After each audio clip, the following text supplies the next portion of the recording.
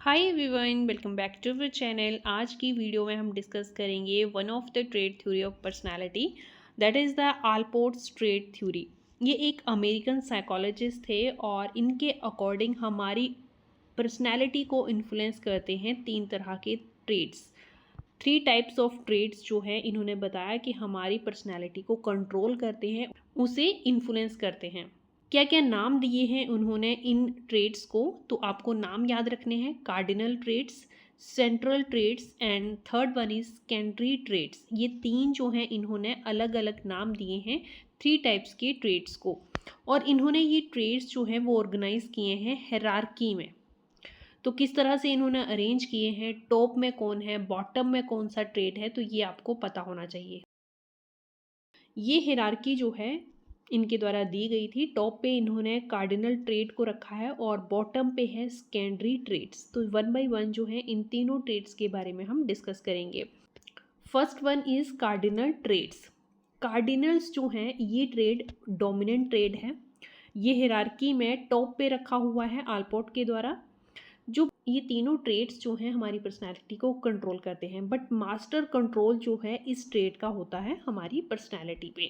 और ये ट्रेड्स जो हैं बहुत ही रेयर होते हैं। तो रेयर वन ट्रेड्स कौन सा है, तो कार्डिनल ट्रेड जो है वो रेयर ट्रेड है। Second is central trades. Second position पे हायरार्की में इसे रखा हुआ है। ये ट्रेड्स जो हैं वो इजीली नोटिफाई हो जाते हैं और हमारी पर्सनैलिटी को शेप देने के लिए ये रिस्पॉन्सिबल होते हैं। ईजिली नोटिफाई भी हो जाते हैं और रिस्पॉन्सिबल होते हैं हमारी पर्सनैलिटी को शेप देने के लिए।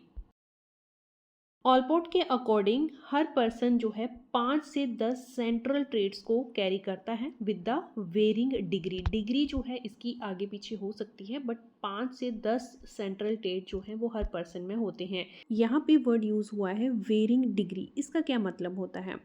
एग्जाम्पल के लिए इंटेलिजेंस को लेते हैं। इंटेलिजेंस किसी एक पर्सन में इन्फ्लुएंस ज़्यादा करेगी उसकी पर्सनैलिटी पे, और दूसरे पर्सन में इंटेलिजेंस ट्रेड होने के बावजूद भी वो उसकी पर्सनैलिटी पे कम इफेक्ट करेगी, कम कंट्रोल करेगी उसे। तो ये है डिग्री वेरी होने का मतलब। एग्जाम्पल्स क्या क्या हो सकते हैं सेंट्रल ट्रेड्स के, जैसे इंटेलिजेंस, लॉयल, एग्रेशन, डिपेंडेबल। ये सभी जो एग्जाम्पल हैं वो सेंट्रल ट्रेड्स के हैं। थर्ड ट्रेड है सेकेंडरी ट्रेड, और ये बहुत ही लेस रेलिवेंट है। इसकी इम्पोर्टेंस जो है हमारी पर्सनैलिटी में बहुत ज़्यादा नहीं होती है। मास्टर कंट्रोलर कौन सा है? कार्डिनल ट्रेड, जो कि टॉप में रखा था हायरार्की में। और सबसे बॉटम में जो सेकेंडरी ट्रेड रखा है वो बहुत कम रिस्पॉन्सिबल होता है हमारी पर्सनैलिटी को शेप देने में।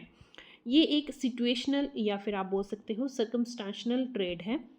ये किसी ट्रेड जो है वो स्पेशल सिचुएशंस में चेंज भी हो सकता है। कोई सर्टेन सिचुएशन आएगी तो इस ट्रेड में चेंजेस होना जो है वो नॉर्मल है। अब अल्पोर्ट के कंट्रीब्यूशन के बारे में बात करते हैं। किसी भी पर्सन की पर्सनैलिटी को डिटरमाइन करना, इन्होंने बायोलॉजिकल फैक्टर को इम्पोर्टेंस दी है।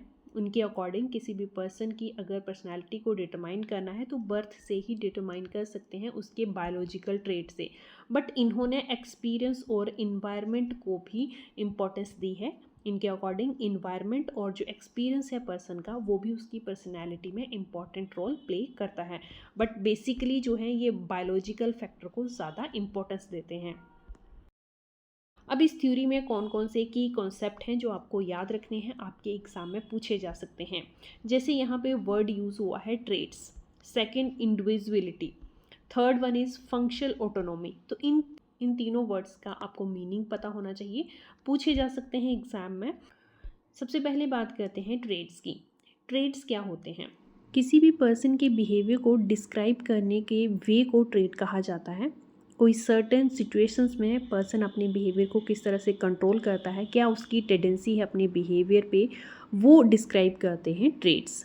ट्रेड्स स्टेबल होते हैं और इन्हें डिफरेंट सिचुएशन में अप्लाई किया जा सकता है। नेक्स्ट जो इम्पोर्टेंट टर्म है that is individuality. Individuality means her person जो है वो यूनिक होता है और उसके पास अलग अलग ट्रेड्स होते हैं। Third one is functional autonomy. Functional autonomy उस बिहेवियर को कहा जाता है जो कि बिहेव किया जाए किसी स्पेसिफिक पर्पस के लिए, बट टाइम के साथ जो है बिहेवियर कांस्टेंट हो जाए, पर्सन उस बिहेव को करना अपनी रेगुलरिटी में इंक्लूड कर ले, तो उसे ही कहा जाता है फंक्शनल ऑटोनॉमी। यही यहाँ पे लिखा गया है, a behaviour that starts out for a specific purpose can become a constant behaviour over time. ये तीनों टर्में जो हैं वो इम्पॉर्टेंट हैं, एग्जाम में इनसे रिलेटेड क्वेश्चन जो है पूछा जा सकता है। आई जस्ट होप ये वीडियो आपके लिए हेल्पफुल रही। अगर आपको वीडियो पसंद आई हो तो लाइक ज़रूर कर दें। Thanks for watching.